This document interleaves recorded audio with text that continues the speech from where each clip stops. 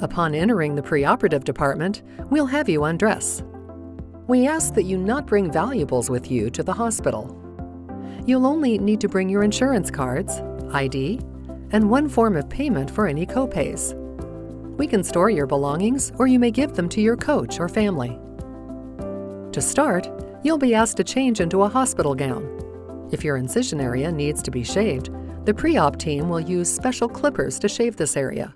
You'll be provided with a set of chlorhexidine wipes to use to clean your skin once more and an oral rinse to use. Your nurse will apply an antimicrobial swab inside your nose. After this, your nurse will go over your current medications and may ask you other questions that we would like verified. At this time, one guest is welcome to join you. We'll check your vital signs and begin your IV fluids. Patients are given IV antibiotics. This is to help prevent infection. The first dose is given just before surgery, while additional doses may be given later that day.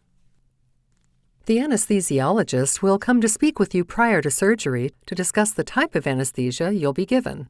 Most patients having hip or knee replacement will receive spinal anesthesia with a regional nerve block. This allows us to only numb the area of your joint replacement to help relieve postoperative pain. Patients also state they have less side effects, such as feeling nauseated or groggy. The nerve block is usually done by the anesthesia team, sometimes in pre-op using an ultrasound machine. Shoulder patients will also receive a regional nerve block. All patients can expect to be asleep and comfortable during surgery. You'll discuss the details of your anesthesia with your anesthesiologist before entering the operating room. Your surgeon or the PA assisting in your surgery will confirm and mark your surgical site with a special single-use pin before entering the operating room. When it's time for your surgery to begin, we'll bring your family into the waiting room. They're welcome to remain in the hospital or leave the premises. You'll be wheeled into the operating room, and our medical team will begin to prepare for the surgery. Staff will be covering you with blankets, as it's often quite cold in the operating room. The circulating nurse will be available to you should you have any last-minute questions or concerns. Surgery usually takes between 60 to 90 minutes. There are many things that affect your time in the operating room, including starting anesthesia and helping you wake up after the surgery is finished.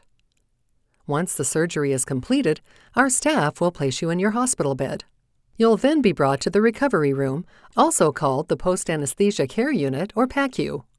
The length of your stay in the PACU is determined by many factors, including the type of procedure and the nature of the anesthetic used. We also want to make sure your pain is under control, and we need to monitor your vital signs and wound.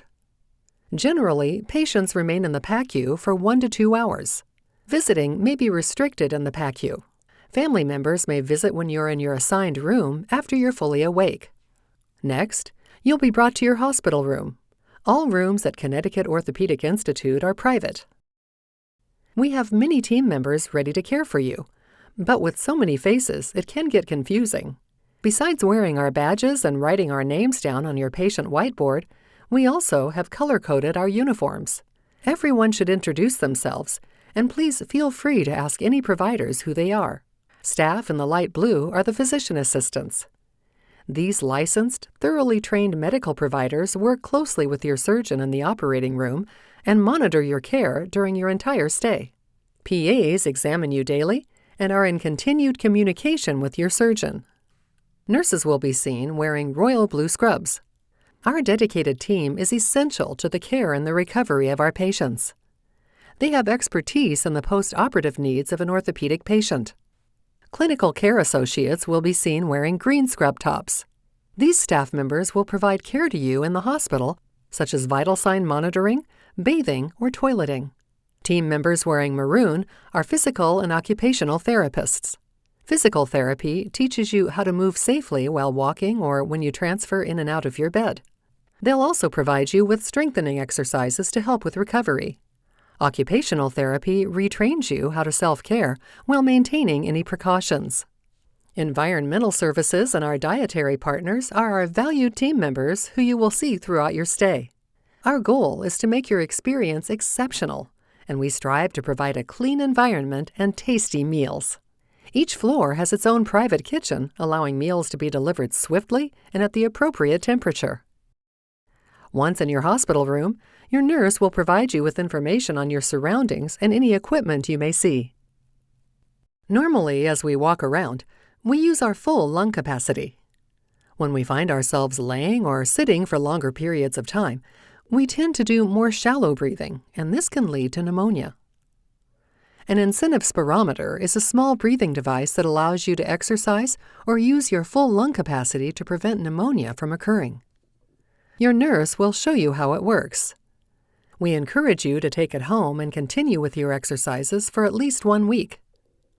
As stated earlier, you'll be given IV antibiotics and other IV medications. You may see this hanging on your IV pole along with a bag of clear IV fluid. This is to prevent dehydration. Once you begin drinking enough fluids, we'll be able to stop the IV fluids. Each surgeon will determine the best dressing for each patient. Patients having total hip replacement or total shoulder surgery usually have a waterproof dressing over the incision. These dressings are long-lasting, up to 7 to 14 days. Some knee and hip replacement patients may be surprised to see additional dressings on the leg. To help reduce swelling, your surgeon may place an ACE wrap from your thigh to toes. With all these dressings, before you return home, your care team will provide you with instructions on how to manage them. If you're aware of any allergies to adhesives, please inform your surgeon prior to surgery. Ice is very important to an orthopedic patient. It helps to reduce swelling, which can decrease pain. In the hospital, you'll be provided with a cooling device to ice your joint. At home, whether you use a cooling machine, gel pack, or a bag of ice, it's important to ice your new joint throughout the day. Always place a cloth or dressing against your skin before applying any cold device. Never have the cold touching your skin directly or leave in place for long stretches of time. Be sure to take regular breaks from using cold therapy to prevent any injury. Blood clots are a risk after surgery. When we walk around, the action of our foot hitting the ground and the contraction of our muscles helps push blood back up to the heart. By sitting or resting for long periods of time, it puts us at risk for forming a blood clot. Besides medication and exercises, we have a third way to help prevent the formation of blood clots. During your hospital stay, you'll be wearing sequential compression sleeves.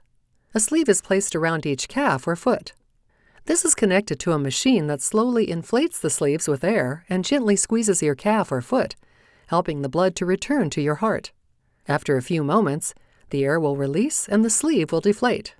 This process will then repeat. When it comes to medication, things can become confusing. In addition to your normal medicine, you'll now be receiving new medications specific to your surgery. Your care team will always provide you with the name of each medication you are to be given and an explanation of its purpose. We encourage you to ask questions. We'd never want you to accept medication or a treatment you're not comfortable with. Please call your navigator if you have any questions. After surgery, you'll need to take a blood thinner, also called an anticoagulant. There are many different types of blood thinners, and most are in pill form. Your surgeon will select the medication that is recommended for you.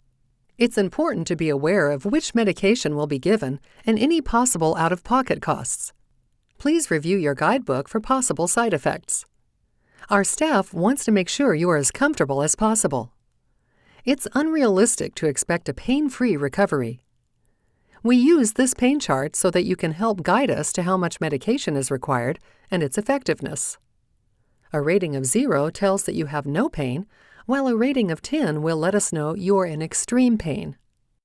Our goal is to reduce your pain so that you're comfortable and able to participate in physical therapy and daily activities. We use a multimodal approach, which means that we use a variety of medications like acetaminophen and muscle relaxers to reduce pain in different pathways. Our goal is to use less narcotics while still keeping you comfortable.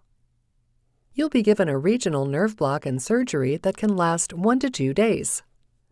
Your surgeon will order you medicine in pill form that'll begin to work roughly 30 minutes after taken.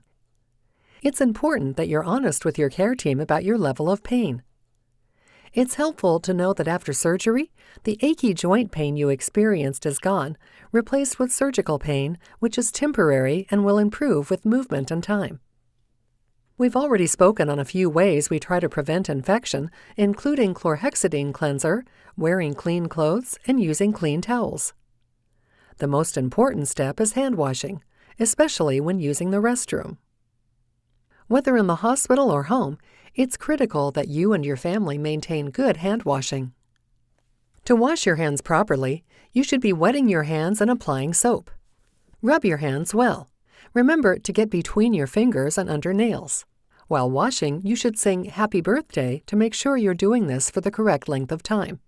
Purell hand sanitizer is provided throughout the hospital. All medical and non-medical staff should be using the Purell or washing their hands before entering and when exiting your hospital room. We have a lot to accomplish in the short time you're with us at the Connecticut Orthopedic Institute. You'll have multiple therapy sessions. You have nurses and aides often in your room for medication and providing personal care. Doctors and physician assistants will be assessing your medical well-being. Members of the phlebotomy team will need to draw blood. And you need to eat.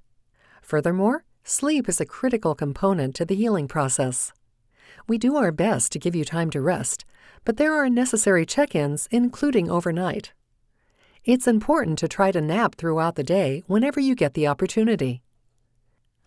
Our number one priority is your safety. Patients are often surprised by how quickly they are able to get up and walk around. Unfortunately, this can lead to patients forgetting to call for assistance. While you're with us, we ask that you always call for a staff member before you get out of bed. If we assist you into the bathroom, please don't attempt to get back to your bed or chair by yourself. Physical therapy is an absolute necessity for orthopedic patients. Getting up and walking helps prevent blood clots, pressure sores, pneumonia, and the formation of scar tissue. COI has its own gym, which includes a staircase and car setup to prepare you for returning home. The therapists at the Connecticut Orthopedic Institute work with you 2 times during the day, both individually and alongside other patients. Hip and knee replacement patients attend our group joint camp. This allows you to visit with other patients and to help encourage each other to get back to the activities you love. Group sessions are scheduled for the next morning, and we want one coach to attend with you. The rehab team will help teach you about any movements to avoid and what's safe to do as you recover. Our nurses and aides are also trained to assist you to walk throughout the floor even after your therapy sessions. It's important to change positions throughout the day to avoid scar tissue. A buildup of scar tissue can cause your joint to remain contracted, causing a limp. And we strongly encourage you to eat all your meals while sitting up in your hospital room chairs rather than in bed. Eating upright is better for your digestion, and we want to promote your activities of daily living. Our goal is to get you home safely to make sure you can be independent at home. You need to be able to get in and out of bed, to walk with a rolling walker or cane, and to be able to go up and down stairs. You'll be provided with low-impact exercises to practice. We'll alert to any precautions or movements you shouldn't do. You'll then need to practice moving about while maintaining those precautions. Finally, we need to see that you can safely use the toilet. Patients having posterior total hip replacement will have precautions for 3 to 6 weeks. These precautions are taught so that you don't dislocate your new hip joint.